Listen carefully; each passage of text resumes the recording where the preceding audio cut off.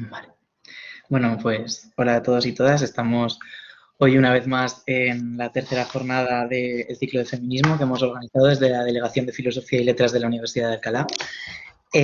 Bueno, estamos muy contentos de poder estar otra vez aquí de forma virtual. A pesar de la virtualidad, pues esperemos que sea todo lo mejor posible y vamos a comenzar ya, para no robar más tiempo, con la primera charla del día de hoy, que hemos dedicado el día a la interseccionalidad en el feminismo y otros temas como el transfeminismo, que se tratarán más adelante. En principio, pues eso, queremos analizar, gracias a los ponentes que hemos traído, a los cuales agradecemos primero en general, después en particular, que hayan accedido a venir aquí. Pues básicamente el análisis del movimiento feminista precisamente como movimiento social, ¿no? Desde una perspectiva histórica y sociológica, que desde luego va a ser muy interesante y que entremezcla un poco, es algo que queríamos nosotros, que era un análisis desde el ámbito universitario, pero para temas que son de rabiosa actualidad y que al final son necesarios en nuestro día a día. Así que comenzamos con esta primera intervención, llamada, como veis, Breve Historia del Movimiento Feminista, Debates Actuales y Reacciones Antifeministas, a cargo de María Medina Vicent, a la que damos las gracias por haber venido hoy aquí. Y bueno, no me voy a extender más para dejar tiempo después también para preguntas y a la propia exposición. Así que nada, muchas gracias de nuevo, María, y comenzamos cuando quieras. Bueno, pues en primer lugar, buenas tardes a todas y a todos y agradecer, bueno, a la Delegación de Estudiantes de Filosofía y Letras de haberme, pues eso, invitado, a Diego, porque he estado, pues eso, ¿no? Enviándome correos y organizando también con él, y bueno, a Juan, que vendrá después a contar cosas, pues que seguramente lo hará de una forma mucho más completa de lo que yo voy a hacer, y espero que nos podamos complementar muy bien. Y después, bueno, a Elizabeth, ¿no? Que también estará después con nosotras. Yo voy a hacer un poco un recorrido así como convulso, porque voy a ir deprisa, ¿vale? Entonces va a ser como ir lanzando ciertas pinceladas sobre un recorrido, un pequeño recorrido sobre la historia del movimiento feminista, ¿no? Algunos hitos, algunas personas o algunas teorías que aportan desde mi perspectiva pues las bases para comprender mejor cuáles son los debates actuales que hay en el movimiento feminista o también cuáles son los retos, ¿no?, a los que nos tenemos que enfrentar, queramos o no. Hay unos cuantos. La charla, como veréis, por mi parte, tiene un título muy general. También divide un poco estructura, de alguna forma, lo que yo os voy a contar. Una primera parte, como os he dicho, de breve historia, muy breve. Debates actuales, que es la parte en la que me quiero centrar para que también me podáis comentar qué es lo que pensáis, que al final es lo que más me interesa, más allá de lo que piense yo, que no suele ser tan interesante. Y las reacciones, ¿no? Esas reacciones antifeministas que están emergiendo hoy en día de una forma muy evidente, pero que, vamos, no son una cosa nueva, ¿no? No es algo nuevo en el desarrollo del movimiento feminista. También avisaros de que yo soy profesora de filosofía, entonces mis intrusiones en el campo de la historia y de la sociología pues son eso, ¿no? Muy bien intencionadas y muy apasionadas, porque son dos disciplinas que me fascinan, pero que, pues eso, ¿no? Que si veis que detectáis algún tipo de carencia, pues también la podemos comentar cuando acabemos. Bueno, yo quería empezar con unas imágenes, ¿no? Aquí tenéis, creo que todos lo podemos ver bien, 4 imágenes. En primer lugar, una concentración en el año 1913 en honor a una de las sufragistas que murió en una protesta atropellada por un caballo en una carrera de caballos en Epsom, que se llamaba Emily Davidson. No sé si la conocéis, la historia, supongo que sí, porque es de las historias más conocidas. Tenemos también una imagen de una protesta, una manifestación en los años 70 en Estados Unidos. Lo podemos asociar, o hablaremos eso, ¿no?, del feminismo radical, de la eclosión de los feminismos en plural.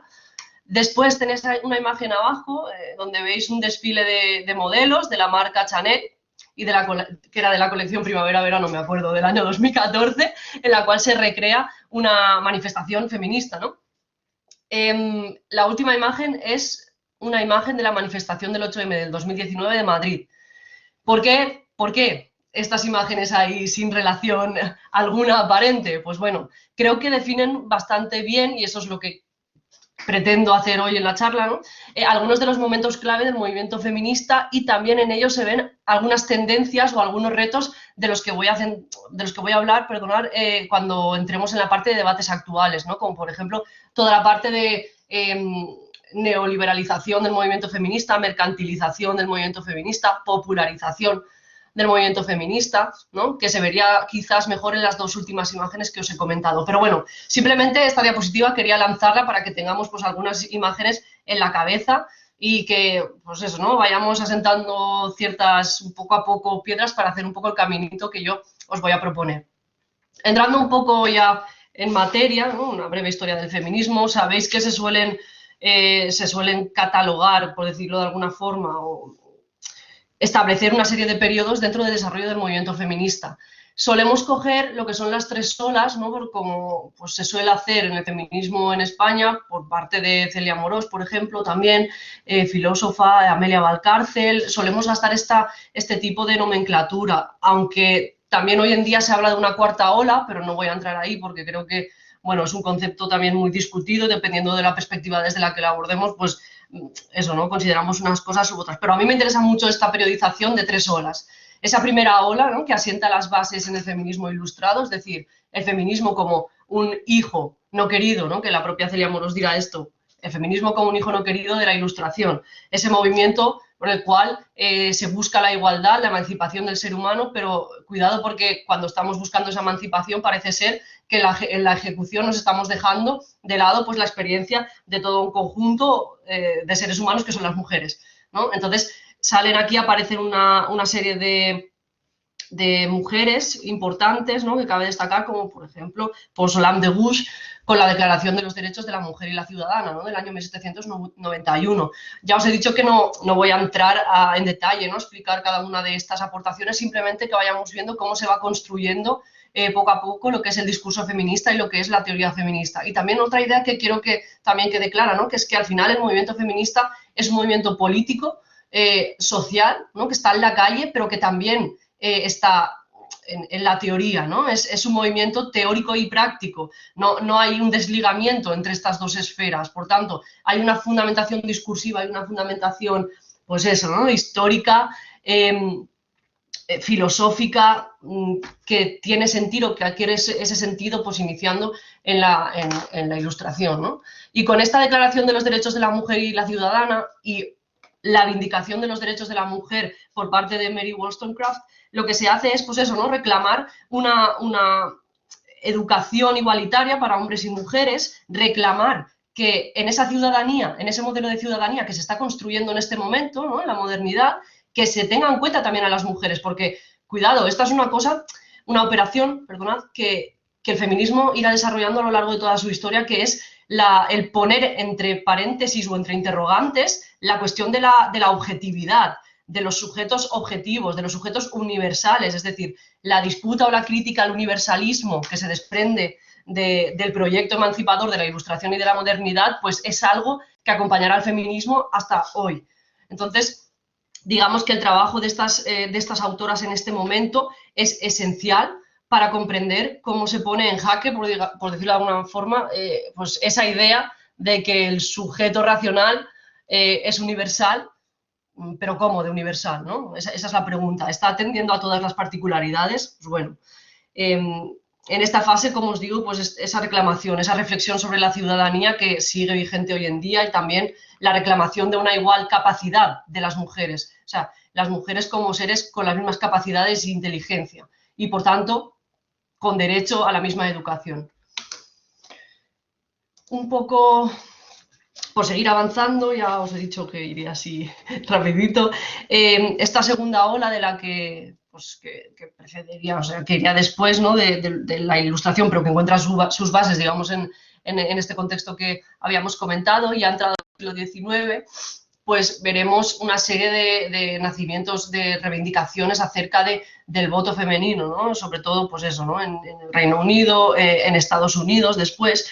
Y una de las cuestiones, pues, más interesantes para la charla hoy, ¿no? Para este para este espacio que hemos creado hoy para comentar estas cosas, yo creo que es esa reflexión sobre la dicotomía entre el ámbito público y el ámbito privado, ¿no? Es decir, esa reivindicación de que las mujeres también tienen que tener derecho a estar en el ámbito público, no solo en el ámbito privado como se les había asignado. Esa asignación, ¿no? Esa misma asignación, esa división dicotómica entre el espacio público y el espacio privado también nace más que nacer, se convierte en una de las cuestiones más fuertes, ¿no? de la modernidad, que es una separación dicotómica como si fueran dos ámbitos que no se van a tocar nunca, cuando realmente están en constante interrelación, ¿no? Es difícil separarlos. Pues bueno, el sufragismo nace pues es como una reivindicación de justicia, de igualdad efectiva, de que esa igualdad teórica, por decirlo de alguna forma, se convierta en una igualdad pues, jurídica, si queréis verlo así, una igualdad efectiva, que tenga su traslación en las leyes y en los derechos, eso, ¿no? Que en una sociedad tienen las mujeres para participar y decidir en el ámbito público.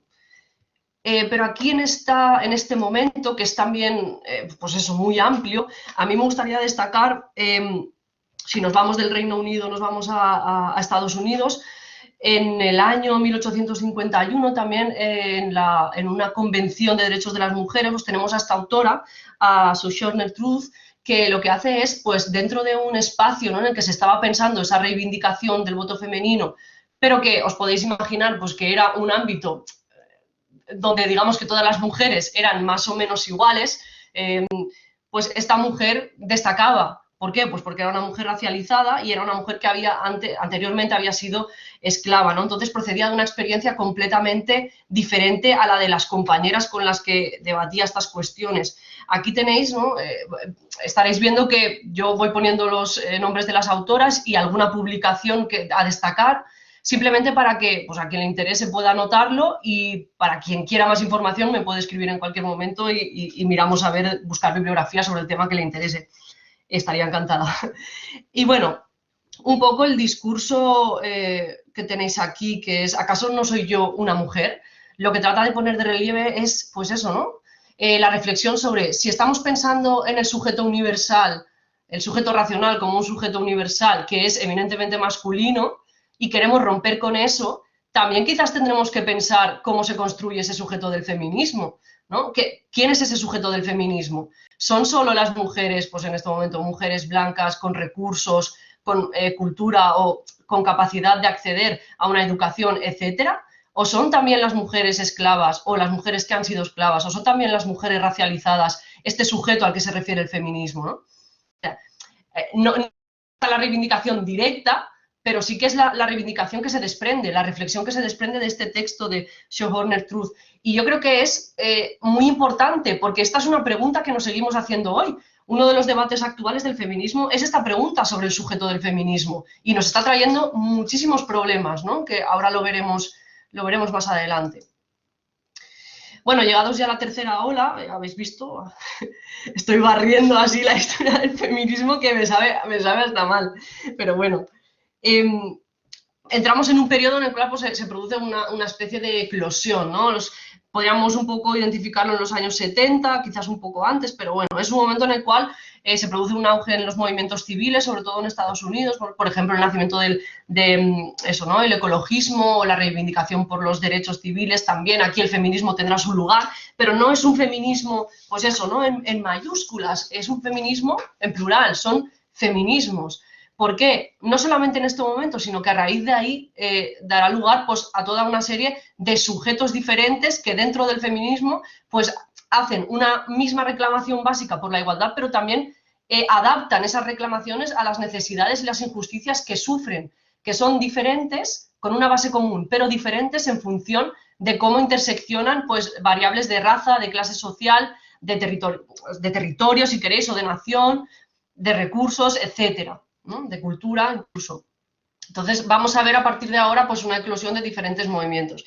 Pero antes de entrar a ver qué movimientos hay o qué corrientes teóricas yo os lanzo para que penséis a ver cuál es la que más os interesa y ya pues hagáis vuestras búsquedas y lo que sea, pues hay algunas obras que yo creo que debemos mencionar por su gran aportación, ¿no? para para la historia del feminismo, pero también para la historia de la teoría feminista, que ya os he dicho que yo soy de filosofía, entonces pues tengo tendencia a irme al mundo de los conceptos y al mundo de eso, ¿no? de la teoría. Bueno, aquí tenemos a Simone de Beauvoir, que a estas alturas yo creo que ya todo el mundo la conoce y, bueno, su obra, El segundo sexo, es una de las obras clave, ¿no? Para comprender ese feminismo, el feminismo contemporáneo. Si os fijáis, me he ido un poco atrás porque os he dicho, esta tercera ola pues empieza más o menos a partir de los años 70, ¿no? 1970, pero esta obra es del año 1949, pero bueno, es el germen, ¿no? Sin esta obra yo creo que quizás muchas de las cuestiones que se plantearon después pues no se hubieran planteado o no de la misma forma.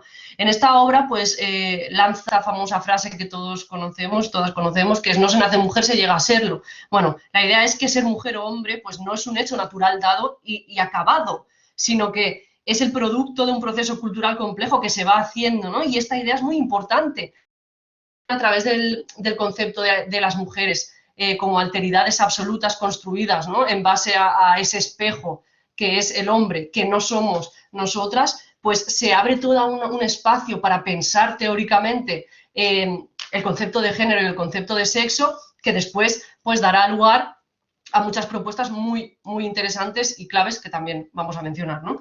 Y paso a otra autora que creo que también es clave, que es Betty Friedan, con esta obra, La mística de la feminidad, que es del año 63, y bueno, esta autora, en esta obra, habla de lo que ella denomina como el malestar sin nombre, ¿no? Nos situamos, es una autora estadounidense, nos situamos en los Estados Unidos de los años 50, seguramente os vendrán a la cabeza imágenes de pues, el típico anuncio de electrodomésticos, ¿no? Con una mujer más o menos perfecta, con sus dos hijos, su marido que llega a casa de trabajar de la agencia de publicidad, etcétera, y vive en una casa en los suburbios de alguna gran ciudad, ¿no? No sé si habréis visto la serie Mad Men, pero ahí se ve muy bien reflejada este modelo de feminidad. Pues, ella era periodista, había dejado su trabajo para criar a sus hijos, después se reincorporó y en este periodo se daba cuenta de que, bueno, muchas de sus amigas, de sus vecinas, iban al psicoanalista y se trataban porque no se encontraban bien, no eran felices, pero no eran capaces de ponerle nombre a eso que les pasaba, ¿no? Era una especie de insatisfacción a lo que no racionalizar ni poner nombre. Bueno, pues este malestar sin nombre ya lo identificó como una enfermedad, ¿no? Que padecían las mujeres en esta etapa por intentar ajustarse o amoldar su vida y sus decisiones para ajustarse a un ideal inalcanzable, irrealizable de lo que era lo esencialmente femenino, es decir, un esfuerzo constante por amoldarse a una feminidad esencial que realmente no aportaba felicidad a estas mujeres, ¿no? Y en este sentido, pues su trabajo supuso pues como un shock para la sociedad estadounidense del momento, porque básicamente lo que dijo es que estáis haciendo enfermar, ¿no? A las mujeres con estos modelos de feminidad y de felicidad que estáis importando o difundiendo a través de la publicidad. Y después, bueno, tenemos aquí a Kate Millett, ¿no? Con su obra Sexual Politics o Política Sexual y la famosa también frase o lema que ya también conoceréis, que es eso, ¿no? Lo personal es político. Es decir, una reivindicación clave para entender los feminismos a partir de los 70 es la idea de que todo aquello que no se hablaba y se debatía o sobre lo que no se deliberaba en el ámbito público porque se consideraba que eran temas de, pues eso, privados, como por ejemplo pues cuestiones de sexualidad femenina, pues la menstruación, cuestiones como pues, la violación, ¿no? Las agresiones sexuales, todas estas cuestiones que se consideraba que eran privadas, que cada una se lo tenía que gestionar en el ámbito privado, pues ahora digamos que la reivindicación es sacar todo eso a la calle, sacar todo eso al ámbito público y pensarlo conjuntamente, porque no son problemas individuales, sino que son problemas públicos. Y esto es colectivos, ¿no? Si queréis más bien. Esto es algo que hoy en día también es una reivindicación que también está presente en el movimiento feminista. Y bueno, para acabar ya con esta parte, no podía eso, ¿no? Pasar por este breve recorrido sin hablar de Judith Butler y su propuesta de teoría de la performatividad de género. De hecho, evidentemente no voy a entrar mucho, es una autora bastante compleja. Si habéis leído alguna de sus obras, ¿no? En esta que os pongo aquí, Gender Trouble, es en la que propone esta teoría, pero bueno, la va desarrollando después, también le da un giro ético más adelante en algunas de sus últimas obras, ¿no? Que son más centradas en cuestiones de violencia, etcétera. Bueno, habla sobre la naturalización de las construcciones culturales, es decir, abre el debate sobre cultura, naturaleza, pero en el sentido de el género es todo cultura, tiene alguna base esencial, tiene una base natural. Al final, la teoría de la performatividad de género tiene un potencial transformador increíble, también da lugar, tiene mucha influencia, ¿no?, en el nacimiento de la teoría queer, toda esta corriente, y permite, desde mi punto de vista, poner en entredicho pues, esos conceptos, ¿no?, como sexo y género. Pues, nos permite plantearnos sus límites, ¿no?, sus potencialidades, girarlos, volverlos a poner derechos. O sea, pone en duda pues, todo aquello que con Simone de Beauvoir ya se inauguró. De hecho, desde la perspectiva de Judith Butler, los sujetos son, o las subjetividades, si queréis, de los sujetos son resultado de una especie de red de dispositivos que generan, ¿no?, dispositivos de poder, dispositivos de saber sobre género y sobre diferencia sexual. Es decir, al final el género serían como una especie de actuaciones o de actos performativos que se van haciendo de forma continua a lo largo de la vida y en nuestro día a día. Y esto, como si alguien conoce a Judith Butler, lo he reducido mucho, ¿vale? Lo he reducido mucho, es más complejo, pero bueno, simplemente para que tengáis en cuenta que hasta el momento hemos visto pues ciertas aportaciones importantes de autoras, algunas obras que creo que si os estáis introduciendo en el mundo del feminismo os pueden interesar porque son lecturas básicas y que os harán plantearos, pues eso, ¿no?, muchas preguntas sobre conceptos importantes. Y ahora ya, he prometido que sería breve, no sé si lo he conseguido, bueno, espero estar consiguiéndolo. Esta parte también será muy breve porque yo creo que aquí me he propuesto hablar de debates actuales, pero más que actuales en el sentido de los últimos 10 años, es más bien como reflexionar sobre esa eclosión de la que os he hablado, ¿no?, ese nacimiento de los feminismos en plural, pero no solo en las calles, en forma de asociaciones feministas, de colectivos, ¿no?, que luchan, que reivindican sus derechos, sino también en el campo de la academia, ¿no?, de la teoría, si queréis. Aquí, por ejemplo, también se produce el nacimiento pues, de ese Black Feminist Thought o los feminismos negros que tratan de poner pues, énfasis en esa variable racializada. De hecho, aquí os he puesto una obra que está muy bien, que es Feminismos Negros, una antología, es una recopilación de textos clave básicos para comprender mejor este movimiento que está muy bien.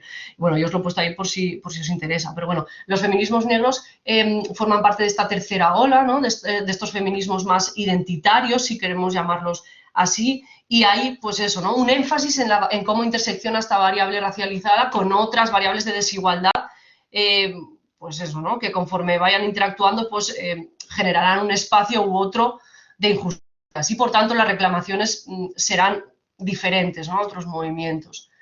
También hay una corriente que es el ecofeminismo. Os he puesto aquí una de las autoras que se suele conocer más, que es Vandana Shiva, y una obra clave. Y aquí pues también crece esa preocupación sobre, más bien se buscan esas conexiones entre el movimiento feminista y el movimiento ecologista, ¿no?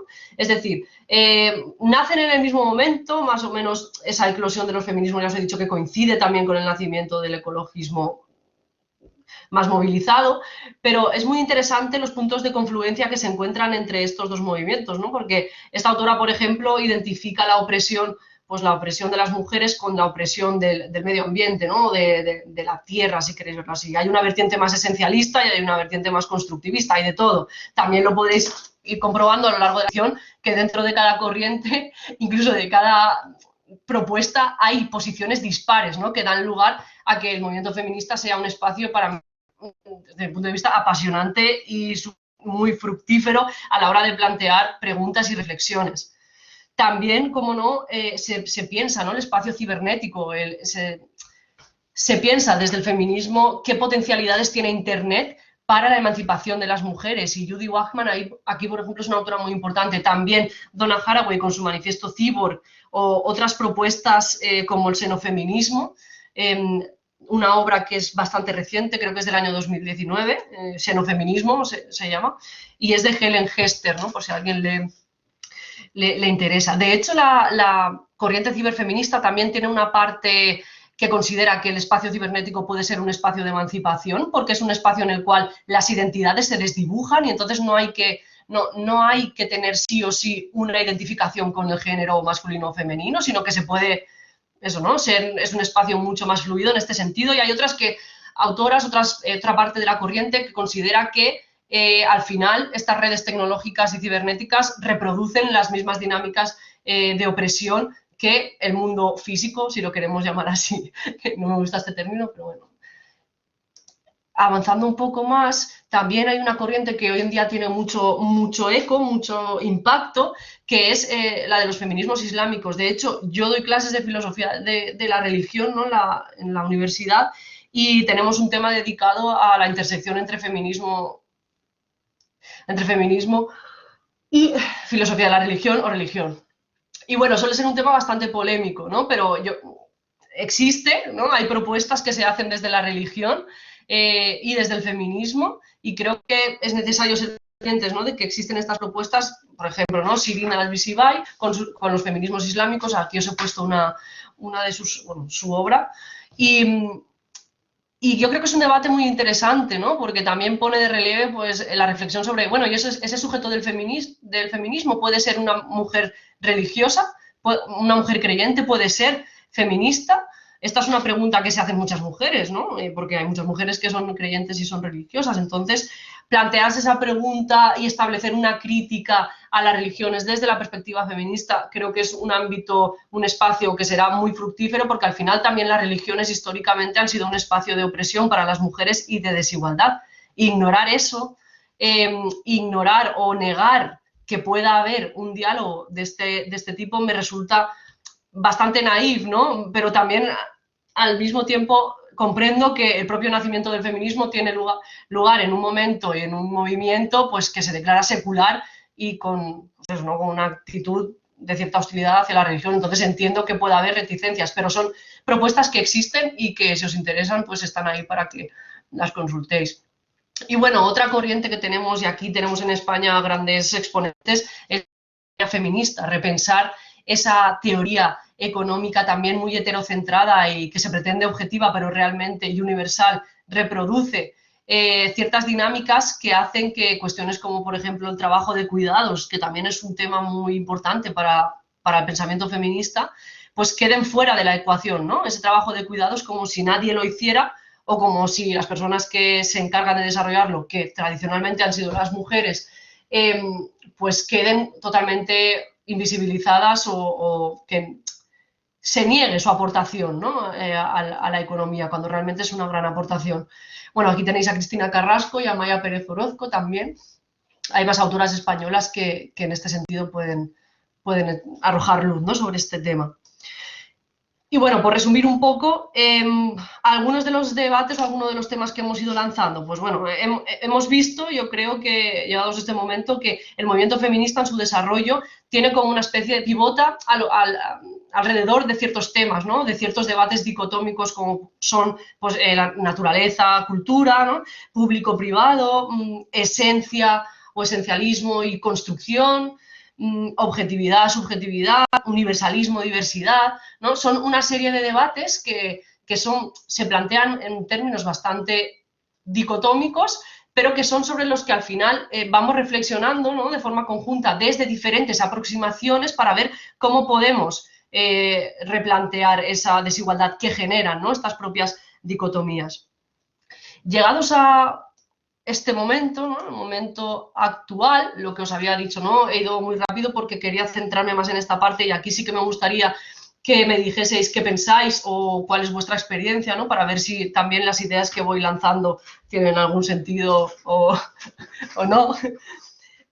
Bueno, yo creo que el feminismo hoy en día bebe mucho de todas estas aportaciones y muchas de las reivindicaciones. La cuestión interesante es que, aunque muchas reivindicaciones se hicieran hace siglos, siguen estando presentes, y que dependiendo del territorio y pues eso, ¿no?, de la coyuntura contextual de cada territorio, pues seguramente las asociaciones feministas o las mujeres que reclaman sus derechos tendrán que poner énfasis en una cosa o en otra, ¿no? Entonces, es muy interesante que todos estos temas que se plantean desde las diferentes corrientes del feminismo, pues siguen en movimiento en diferentes territorios. No es algo que se consigue el derecho al voto y eso ya se acaba, no, esa es una reivindicación que sigue presente en algunos al igual que otras cuestiones, ¿no? Entonces, partiendo de esa idea, yo creo que hoy en día hay algunos puntos clave, como por ejemplo una especie de popularización del feminismo, que esto es un término que utiliza Sarah Bennett Weiser, que es una autora inglesa, que tiene un libro que tiene el mismo nombre, de este concepto. Y bueno, es un proceso por el cual se produce una especie de divulgación, ¿no? O sea, se convierte en algo popular el feminismo. ¿Qué quiere decir? Pues que cada vez más gente tiene acceso al ideario feminista, ¿no? También podríamos preguntarnos, ¿qué ideario? Porque ya hemos dicho que no hay un feminismo como tal, sino que hay muchos. Pues bueno, esta pregunta nos la podemos plantear. Al mismo tiempo, claro, cuando el feminismo se convierte en una especie de movimiento de masas o hay un acceso más fácil a los contenidos feministas, pues desde los medios de comunicación, en las redes sociales, etcétera, y vemos que es un tema que está en las calles en el día a día, ¿no? Y que la reclamación está presente de una forma más evidente, no quiere decir que antes no lo estuviera, sino que ahora es más visible, pues también podemos ver ciertos intentos de mercantilización, ¿no? Por parte, sobre todo, del neoliberalismo. Por eso os pongo abajo, se produce como una especie de auge del feminismo neoliberal, que ahora diré qué es esto, ¿vale? Un feminismo corporativista, que también podemos identificar con ciertos partidos políticos, que lo veremos más adelante. También hablaremos de este celebrity feminism, que también Sarah Bennett Weiser habla de este concepto, y es pues eso, ¿no? Cada vez son más las mujeres también que están a primera fila de lo público, pues artistas, cantantes, actrices, empresarias, etcétera, que se autodenominan como feministas. Y ahora quizás nos parece esto muy normal y lógico, ¿no? Sobre todo porque el público, entiendo que la gente que está participando en este ciclo, pues sois muy jóvenes y ya habéis crecido quizás en los últimos años con la posibilidad de autodenominaros como feministas, pero bueno, hace décadas esto no era tan sencillo o habitual, porque autodenominarse como feminista tenía unos riesgos sociales, ¿no? Es decir, conllevaba una serie de connotaciones negativas que, si bien hoy en día aún se mantienen por un lado, por el otro, pues han desaparecido y es más fácil, ¿no?, que uno se autodenomine como feminista, porque no tiene por qué implicar un compromiso político de lucha, ¿vale? Entonces, por el otro lado, sigo. Hay una mayor conciencia social sobre la violencia contra las mujeres, esto está claro, los últimos años han sido, en este sentido, han aportado muchísimo a ese aumento de una gran concienciación a nivel global. También se está produciendo cada vez más una institucionalización de la igualdad, la conversión de la igualdad en un asunto de las instituciones, los partidos políticos, de las instituciones gubernamentales, si queréis. Y al mismo tiempo todo esto, que yo he puesto aquí retos, ¿no?, como un círculo, porque creo que al final es algo que está en intersección, ¿no?, que está en confluencia.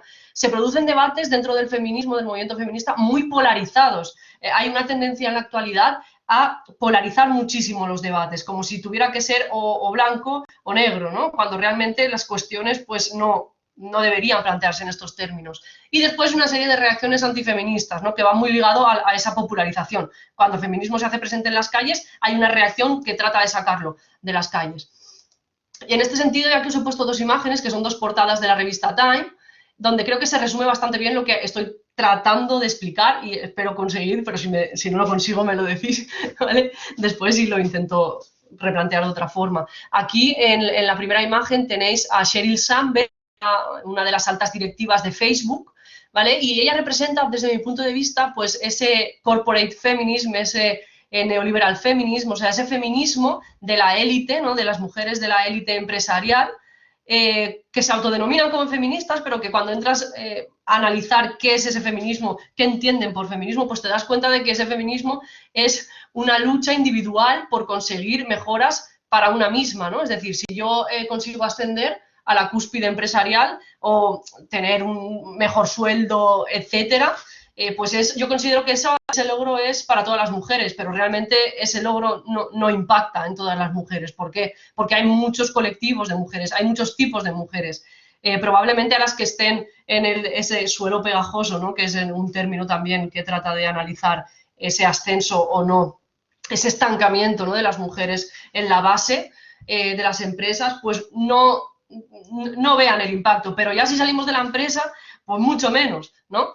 Entonces, este feminismo neoliberal, que tiene un discurso muy de un sujeto pues individualista, que es muy propio de la autoayuda, ¿no?, el autoemprendimiento, el ser cada vez mejor, la meritocracia, ¿no? Un feminismo que se basa en la meritocracia no puede ser no puede ser un feminismo, ¿no?, social, colectivo, que lucha, que transforma, porque al final está jugando en el juego al sistema que perpetúa esas desigualdades. Entonces, aquí tenéis esta portada que es del año 2013 y después tenéis la otra portada, la segunda, que es del año 2017 y aquí veis, pues, eso, ¿no?, pues, personalidades conocidas como, por ejemplo, Taylor Swift. Y es el año en el que se produjo el Me Too, como ya sabréis, ¿no? Entonces aquí ya se produce como una especie de rotura, ¿no?, o como un pistoletazo de salida mucho más visible o visual, si queréis, a un movimiento feminista, pues eso, ¿no?, más global. Es como, nace como una especie de reconocimiento de que los problemas que tenemos las mujeres alrededor del mundo pues son comunes o son bastante parecidos. Y entre estos dos polos que os he comentado, pues hay una popularización, ¿no? Pues es frecuente que ahora encontremos productos, ¿no? El feminismo convertido en un producto de consumo, como por ejemplo estas camisetas son de Stradivarius del año 2018, si no me equivoco, pero lo habréis visto pues en tazas, en estuches, carpetas, mochilas, bolsos, etcétera, ¿no?, lemas feministas. También, por ejemplo, este tour que hizo Beyoncé en el año 2013, con ahora ahí, ¿no?, feminista, es decir, ahora voy a ir lanzando una serie de imágenes para que veamos este proceso, ¿no? Entonces, hay una popularización, el feminismo es cada vez más, por recopilar, más masivo, es más fácil autodenominarse como feminista porque no tiene por qué implicar nada más allá de llevar esta camiseta, no tiene por qué implicar nada más. Por ahora no estoy haciendo valoraciones, ¿vale?, sobre esto, simplemente estoy tratando de describir una realidad, ¿no? Después también hay un momento en el cual, pues, todas conocemos el Me Too, pero a lo mejor no tantas, ni una menos, ¿no?, que es ese movimiento también que nace en Buenos Aires con la salida a la calle de asociaciones feministas a raíz de un feminicidio que había habido de una joven de forma brutal, y esto fue en el año 2015, y ya ese grito se lanza desde Argentina al resto del mundo, y tuvo un impacto increíble, pero, sin embargo, no, si pensamos en este movimiento, no es igual, o sea, no tiene la misma fuerza visual, si queremos llamarlo así, o divulgativa que el Me Too. ¿Por qué? Porque yo creo que en gran medida es también por el lugar en el cual se produce la reivindicación, de que Estados Unidos pues exporta de forma constante imágenes y forma parte de nuestra cultura visual y de nuestra cultura general, ¿no? Todos vemos las mismas series, las mismas películas y casi todas vienen del mismo sitio. Yo creo que tiene mucho que ver con eso, pero es interesante hacer esta reflexión, ¿no? También, o sea, tomando como antecedente este movimiento, el de Ni Una Menos, en el 2015, con la subida de Trump, con la entrada de Trump al poder, se convocó esta Women's March en el año 2017 y también aquí, bueno, pues hubo una crítica, por ejemplo, a este movimiento porque se dijo que era un movimiento no interseccional, que no se había tenido en cuenta las mujeres pues que representaban a otros grupos, ¿no?, migrantes, racializados, etcétera, ¿no? Entonces, con el tiempo, esta Women's March ha sido bastante criticada. Pero llegados ya aquí al Me Too, ¿no?, cuando la actriz Alyssa Milano reconoció en las redes sociales pues, que había sufrido abusos por parte del productor de Hollywood, Harvey Weinstein, Alyssa Milano tomando estas palabras del Me Too de una activista que se llamaba Tarana Burke, que ya lleva tiempo trabajando en el campo del activismo feminista, pues bueno, se abre, como os decía, este interés, más que este aumento en la conciencia de la violencia contra las mujeres alrededor de todo el globo. Es decir, se lanza un mensaje que se difunde y que llega a muchas mujeres en muchos lugares diferentes. También, ¿no?, por ejemplo, el movimiento Time's Up, el tiempo se acabó, ¿no?, es la hora de que nos hagamos oír. Pues todo esto, todos estos movimientos, aquí veis a Oprah Winfrey en la entrega de los Globos de Oro. También, ¿no?, el movimiento Yo sí te creo, no es no, esta es nuestra manada, en España tuvo una gran repercusión. Y si os fijáis, yo creo que todo esto viene también de ese año 2015, ¿no?, de esos esfuerzos de los colectivos feministas que en Argentina salieron a la calle y hicieron esta reivindicación. Pero en España, quizás este es un momento, yo creo que es un hito, ¿no?, para la historia del feminismo en España, porque se pone en duda, se pone entre interrogantes una decisión, o más que una decisión, los argumentos sobre los que esa decisión se había tomado, ¿no?, respecto al Poder Judicial. O sea, de nuevo, la misma cuestión en el sentido de poner en duda esa objetividad. ¿Cómo es esa objetividad jurídica? ¿A quién privilegia o a quién está favoreciendo? ¿Realmente puede la sociedad civil entrar a monitorizar o a reclamar que ese Poder Judicial actúe de otra forma, que tenga en cuenta una perspectiva feminista? De hecho, esto puso de relieve que realmente hay una gran carencia de formación en teoría feminista y de género, ¿no? en estos espacios judiciales. Voy a acelerar. ¿Vale? También tenemos este movimiento, ¿no? De un violador en tu camino, que también dio de las tesis, del colectivo Las Tesis, que dio la vuelta al mundo, ¿no? De hecho, en cada ciudad, aquí en Castellón, se tradujeron las letras de la canción y se reprodujo el baile, ¿no? En el año 2019. Y las huelgas feministas, que yo creo que, bueno, si hay alguien aquí que participa, ¿no? en la organización de estas huelgas, se habrá dado cuenta que conforme van pasando los años, desde el año 2017, pues cada vez son menos las mujeres que organizan, más las mujeres que asisten. Y esto a mí me parece muy interesante, porque al final las que organizan, ¿no? Pues esas personas que están dedicadas a la organización y gestión, digamos, de esta manifestación o de la huelga, pues cada vez son más pocas. La movilización, ¿no? La organización política quizás es cada vez más tenue, pero el acceso de cada vez mayor número de personas a la manifestación es mayor. Yo creo que esto podemos pensarlo, ¿no? O sea, os lo dejo ahí para que lo vayamos pensando. ¿Qué quiere decir esto, ¿no? ¿Hacia dónde va el movimiento feminista? Y esta parte de participación de las celebrities, ¿no? En el feminismo, yo creo que es muy interesante, porque hasta el momento solo había unas cuantas mujeres que se denominaban feministas y pues tenían cierta imagen o ciertos adjudicados ciertos valores negativos, pero ahora es algo muy habitual, ¿no? En el caso de España, pues tenéis aquí a Leticia Dolera con el libro de Morder la manzana, que no sé si lo habréis leído. Y bueno, Penélope Cruz, en la Gala de los Goya, Rosa Quintana, etcétera. O sea, lo que estoy tratando aquí de poner de relieve es que al final el feminismo, ¿no? Como palabra a la que todos podemos acogernos, ¿no? Quizás si todo el mundo acude a esa palabra, al final acaba perdiendo cierta fortaleza o está a lo mejor transformándose, ¿no? No lo sé, también lanzo esto porque es una cuestión que yo pienso muchísimo y me da dolores de cabeza, ¿no? Porque no tengo una respuesta final. También por parte de los partidos políticos, ¿no? Yo esto lo veo muy claramente, ya os digo, la apropiación del término feminismo la veo muy clara en también las campañas electorales, como identifican, ¿no? Los partidos que el feminismo es un tema de interés, que el feminismo es un tema que está en la calle, ¿no? Y cada partido pues lo aborda de una forma diferente. En la primera imagen pues tenéis, ¿no? a Irene Montero como nueva ya no, pero de ministra de Igualdad. Después tenéis también una imagen, Carmen Calvo, espero decirlo bien porque siempre me equivoco, con una camiseta que pone Yes, I'm a feminist. Después abajo tenéis una imagen de Irene Arrimadas cuando sacaron este manifiesto, Ciudadanos sacó este manifiesto del feminismo liberal. Y después tenéis también estas famosas palabras de Cayetano diciendo, ustedes dicen sí, sí, sí hasta el final. Bueno, lo dejo aquí, ¿vale? Para ya enlazar con el último apartado y ya acabamos. Y yo creo que este escenario en el cual también, ¿no? En el que todo el mundo debe tener una posición o debe declararse eso, ¿no? Feminista o antifeminista o feminista de este tipo o otro, ha hecho que al final, pues bueno, los debates, como os he dicho antes, se polaricen muchísimo, ¿no? Se polaricen muchísimo, pues debates como, por ejemplo, la prostitución o la pornografía o la ley trans, ¿no? Que ahora mismo pues hay una polémica increíble en este sentido. Los debates y las respuestas que se dan están muy, muy polarizados.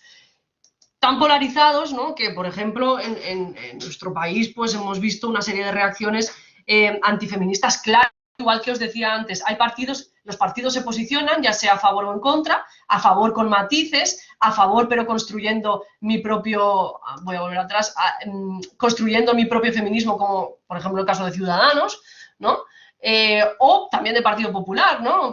También construyendo su propio feminismo y considerando, pues eso, que el feminismo es una especie de concepto moldeable que podemos coger como si fuera plastilina, ¿no? Pero al final, si habéis jugado con plastilina cuando erais pequeños y pequeñas, sabréis que al final, cuando manoseas tanto la plastilina ya ni se une, ¿vale? Pues un poco esto, ¿no? No sé si el símil es muy acertado, supongo que no, pero para que os hagáis una idea, ¿no? En este contexto nacen también pues, partidos, movimientos que reaccionan claramente, con un discurso claramente antifeminista, ¿no? Yo he traído aquí esta imagen que es del año 2000, de abril del 2019, ¿no? Y aquí tenéis, supongo que la conoceréis porque fue bastante famosa porque el actor pues, se quejó, etcétera, de que utilizaran esta imagen, pero veis aquí cómo el partido Vox se enfrenta a los que considera sus enemigos, ¿no? Y si nos fijamos en la imagen, algunos de sus enemigos pues entre ellos están los feminismos, ¿no? También el colectivo, el LGTBI, etcétera, ¿no? Entre otros. O sea, declaramos la guerra a los feminismos y también claramente justificamos, cogemos los argumentos feministas, ¿no? O las bases del feminismo y las giramos, por decirlo de alguna forma, para pues, hacerle un flaco favor para atacarlo, ¿no? Esta campaña también es de Vox y podéis leer, ¿no? No hables en mi nombre. Es decir, yo lo que he visto analizando, es algo que estoy analizando ahora, los discursos antifeministas, los estoy analizando sobre todo en libros divulgativos que surgen a raíz de esta situación.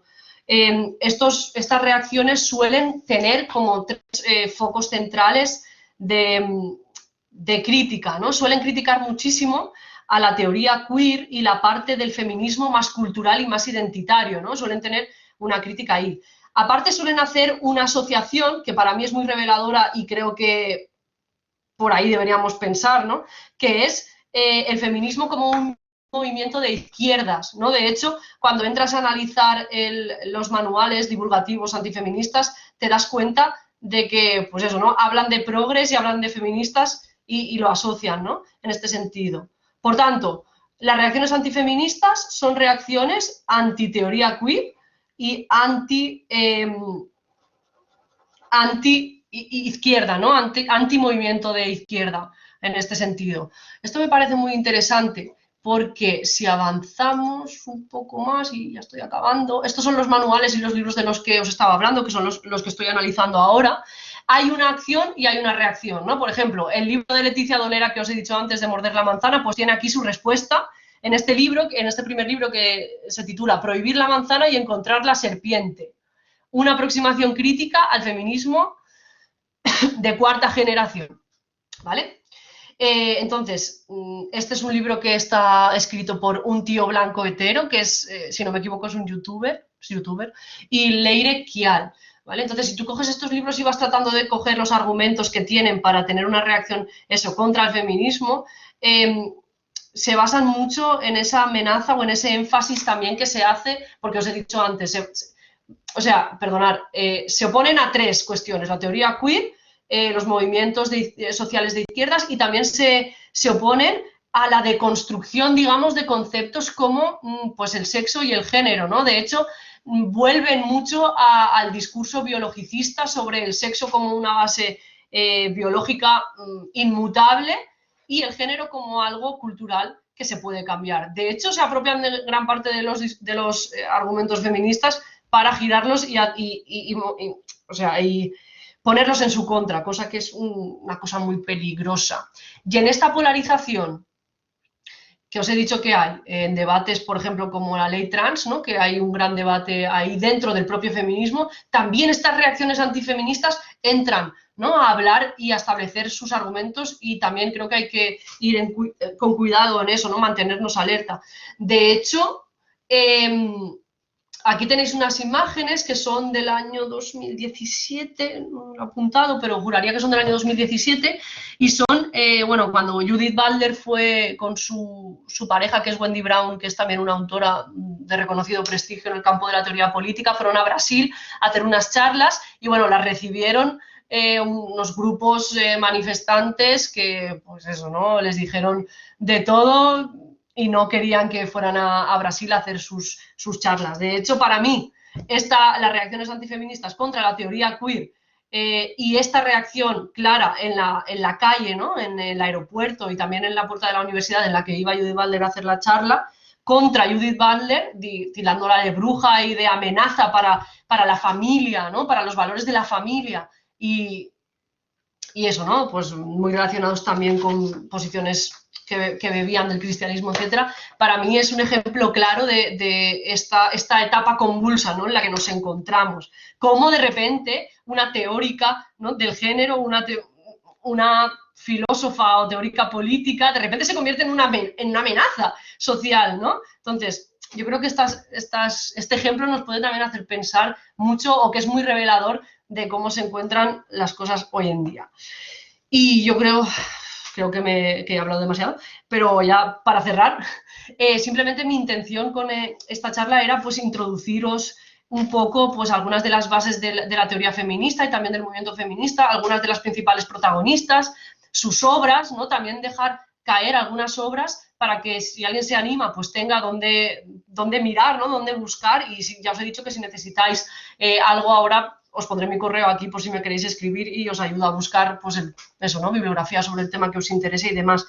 Eso por un lado, y después por el otro también asentar una especie de fotografía sobre el contexto actual en el cual yo creo que como movimiento social, como movimiento político, no conviene polarizando los debates, sino sentarnos a hablar calmadamente sobre las cuestiones que se nos plantean, ¿no?, como puede ser, por ejemplo, pues esto, pues la pornografía, la prostitución, las leyes trans, y también tener cuidado con las reacciones antifeministas que a veces, ¿no?, muy sutilmente se intervienen en estos debates para separar y polarizar aún más las diferentes posiciones que hay dentro del movimiento feminista, que es heterogéneo y cuyo sujeto pues también lo es, y yo creo que eso es importante, ¿no?, que no lo olvidemos.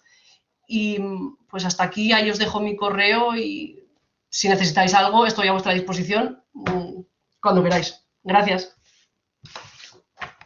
Genial, María, muchísimas gracias. Bueno, creo personalmente ha sido muy, muy interesante y muy ilustrador, sobre todo, pues poder ver esa panorámica general, tanto de la perspectiva histórica como de la actualidad, tan claramente y sobre todo dejando tantas vías abiertas para luego poder seguir indagando por nuestra cuenta en lo que nos interese. Así que, de verdad, que muchísimas gracias. Voy a finalizar la grabación.